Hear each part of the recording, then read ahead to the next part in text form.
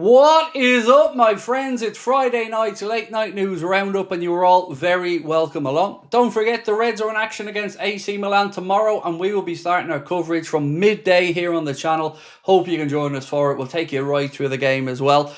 Tonight, we're going to be focusing on Luis Diaz and his future, a massive offer coming Alexander Isak's way that isn't from Liverpool, and we'll take you through some underlying numbers about how important certain players were to their clubs last season. That and lots more to come up over the next few minutes. If you like the video, please do drop a like. Don't forget to hit that subscribe button, and of course, we'd love you to let us know your thoughts in the comment section. I know you're probably sick of it, but if you haven't already, please do sign up to join the Anfield Agenda WhatsApp community. We do our best to keep you up to date with some interesting polls and our thoughts ahead of the summer transfer window.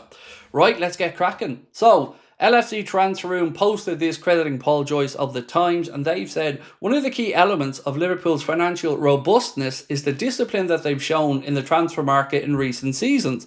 Players that the club wanted were not available last summer, so unlike other clubs, they did not spend for the sake of it and spending and ignored the noise that so often envelops the club.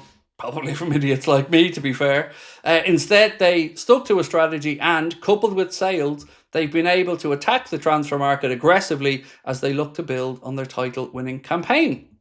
Next up, we go to Carl Markham, an Anfield sector who posted this. Said, new Liverpool signing Ugo Ekitike's admission he wants to be a multifunctional forward could have implications for another Liverpool forward. Luis Diaz's future at Anfield has been widely speculated, and the new addition's willingness to play in that position could put more pressure on the Colombian's place in the team. As we've seen here, it's probably building to a sale to Bayern Munich if they can get to a number that Liverpool want. And for what it's worth, a new bid has gone in. I don't think it's going to get the seal of approval from Liverpool, but more on that in a moment. Let's go to The Times here, who say, Newcastle target £70 million Benjamin Sesko, but insist Alexander Isak is not for sale. Interest in the RB Leipzig forward comes amid star striker's contract impasse, as the club say they only want to strengthen for the Champions League campaign. Now, look, I think Newcastle somewhat have shown their hand here.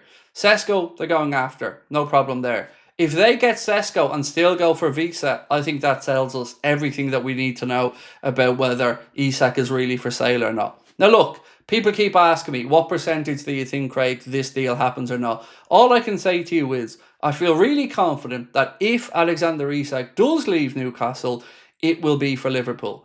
Now, people have talked about the Al Hilal offer, but to the best of my understanding, the £150 million or whatever they would get wouldn't be able to be utilised in the FFP for UEFA because it is from Saudi Arabia, who own a stake in Newcastle, and of course that would be seen as a favourable sale. So unlike the Premier League's PSR, I don't think that money would be able to be booked by Newcastle to give them more wiggle room in UEFA's internal FFP. So I think they still have a problem, which is why I'm confident that if he leaves, it'll be for Liverpool.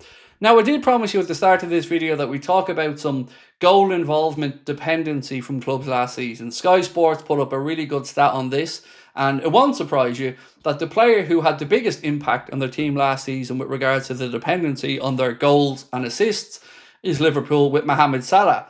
He had 47 goals and assists last season, meaning his team goal involvement percentage was 55.3. Let that sit.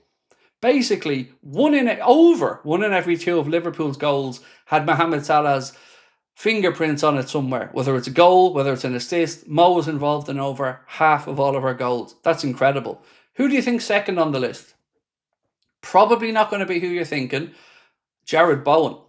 21 goals and assists last season, 48.8% of his team goal involvements. Next came Alexander Isak of Newcastle. 29 goals and assists, 43.9% of his team goal involvements. And you can see why he is so important to Newcastle, their fans, and why they want to keep him.